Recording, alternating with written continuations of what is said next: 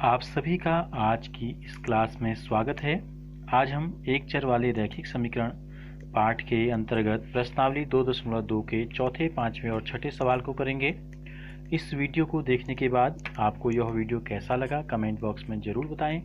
Video को ज़्यादा से ज़्यादा बच्चों तक पहुंचाने के लिए शेयर कीजिए और हमसे जुड़े रहने के लिए इस चैनल को सब्सक्राइब कीजिए। चौथा प्रश्न है, दो संख्याओं का योग 95 है। यदि एक संख्या दूसरी से 15 अधिक है तो दोनों संख्याएं ज्ञात कीजिए। पहला, दूसरा और तीसरा सवाल हमने कल किया था इस प्रश्नावली का। आज हम करेंगे चौथा सवाल। तो चौथे सवाल में हमको दो संख्याएं दी गई हैं, उनको जोड़ के आता है 95 और एक संख्या दूसरी से 15 अधिक है। तो माना पहली संख्या हम ले लेते हैं x। माना एक संख्या ले लो, दो संख्याएं दी गई हैं। माना एक संख्या हमने मान ली है x, तो दूसरी जो संख्या है वो पहली संख्या या एक संख्या से 15 अधिक है। तो अधिक का मतलब है 15 ज़्यादा, तो 15 जोड़ देंगे, ये दो संख्या हो गई। और हमें ये भी दिया है कि इन दोनों संख्याओं को जोड़ के आता है 95। तो दोनों को जोड़ दो, पहली संख्या x और दूसरी संख्या x धन 15। प्रश्नानुसार इन दोनों को जोड़ के आता है 95। अब हम इसको हल कर लेंगे। x में x जोड़ेंगे, हो जाएगा 2x धन 15 बराबर 95। 2x को हम यहीं रहने देंगे, धन 15 को हम ले जाएंगे 95 के साथ, तो ये हो जाएगा ऋण 15। 95 में से 15 को घटाएंगे, आ जाएगा 80। 2 और x के बीच में गुणा का निशान है, x को अकेले छोड़ देंगे तो बट्टे में आ जाएगा 2 और ये आ गया 40।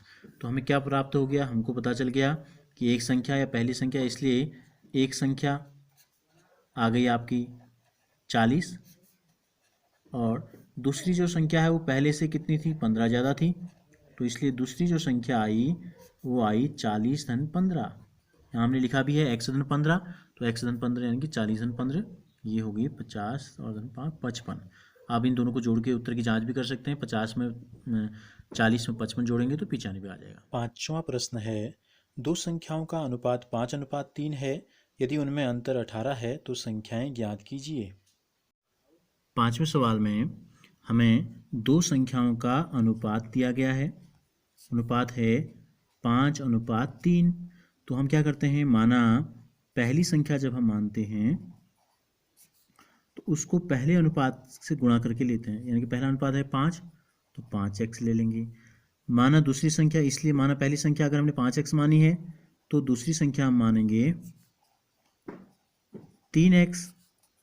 अब हमको क्या दिया है? प्रश्नानुसार इन दोनों का अंतर दिया है, यानी कि बड़ी संख्या में से जब छोटी संख्या को घटाएंगे, 5x में से घटाएंगे 3x को, तो हमको प्राप्त होगा 18।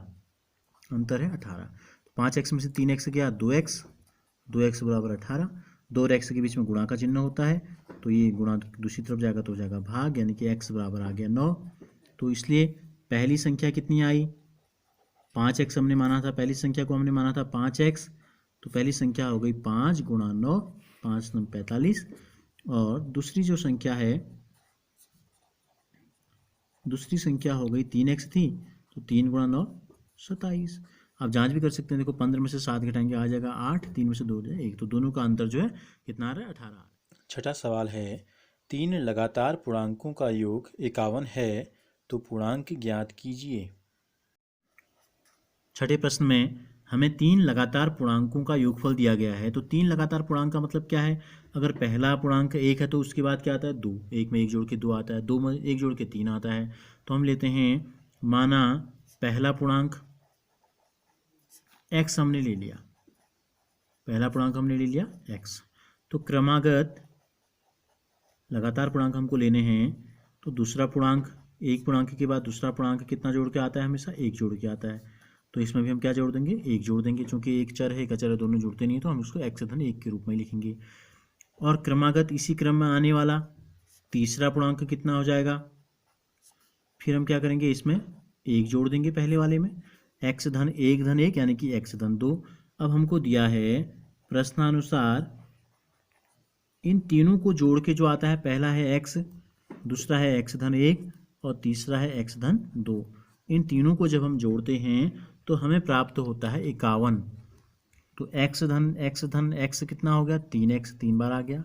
1 में 2 जोड़ेंगे तो 3 आ जाएगा। तो ये हमारा समीकरण बन गया 3x धन 3 बराबर 51। अब धन 3 को हम दूसरी तरफ ले जाएंगे तो ये हो जाएगा 51 ऋण 3 हो गया। 3 और x के बीच में गुणा का चिन्ह है, 51 में से 3 घटा के हमारे पास आया 48 48। अब हम 3 को दूसरी तरफ ले जाएंगे तो ये हो जाएगा भाग में चले जाएगा, 3 का भाग 4 में गया एक बार, 1 बच गया, 3 और 1 और 8 18, 3 6 18। तो क्या आ गया, पहला पूर्णांक आ गया हमारा 16। तो हम लास्ट में लिखेंगे अतः, इन 3 लाइन को आप दोबारा लिखेंगे, अतः पहला पूर्णांक x बराबर आ जाएगा 16, दूसरा पूर्णांक 16 धन 1 17, तीसरा पूर्णांक 17 धन 1 या x धन 2 लिख दो, 16 धन 2 18। तो 3 क्रमागत पूर्णांक हमारे पास आ गए 16 17 और 18।